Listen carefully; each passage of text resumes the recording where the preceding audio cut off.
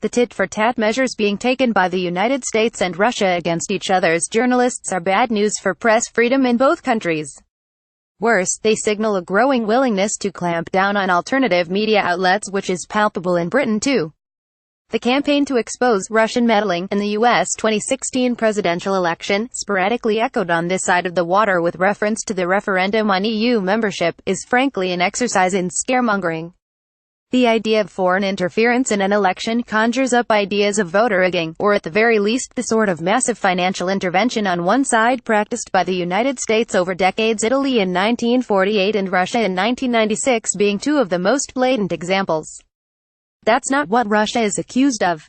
The principal allegations are that Russian intelligence stole information from the Democratic National Committee server and the emails of Hillary Clinton campaign chief John Podesta, and forwarded their contents to WikiLeaks, and that Russian internet trolls and media outlets published and publicized fake news on a significant scale to influence voters' behavior. Russia and WikiLeaks deny the former charge, but even if they are lying, the argument that the Clinton camp would have won if only its emails had remained hidden from the public is not exactly democratic. It's also dubious, serving mostly to help right-wing Democrats avoid facing up to the real reason they lost the election: their association with a status quo that has failed ordinary U.S. residents. That reality was exemplified by the rigged choice of a presidential candidate who had been part of the Washington elite for decades instead of her rival Bernie Sanders, whose socialist message might have proved a more convincing counterweight to the racist populism of Donald Trump. But the email sideshow pales into insignificance next to the hysteria over fake news, a breathtakingly hypocritical scare whipped up by a political and media elite who have been feeding porkies to the public for years. The respectable media who regurgitate fabrications like the incubator babies of 1990, weapons of mass destruction in Iraq 13 years later, and a whole wagon load of plausible but evidence-free atrocity stories concerning Libya or Syria, whose sources have largely been jihadist organizations actively engaged in war with the accused governments, are in no position to cry foul over the spread of apparently dubious information by Russian broadcasters or internet users.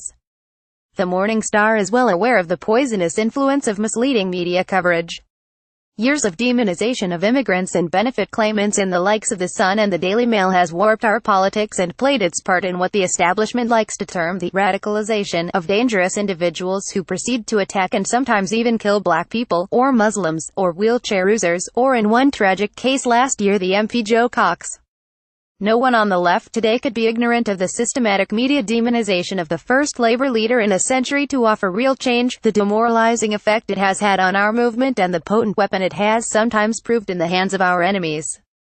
The answer is to campaign for a more transparent and democratic media, with the power of billionaire press tycoons curbed, and for our movement to educate, agitate and organize, so citizens are better informed and better judges of the quality of the news they hear.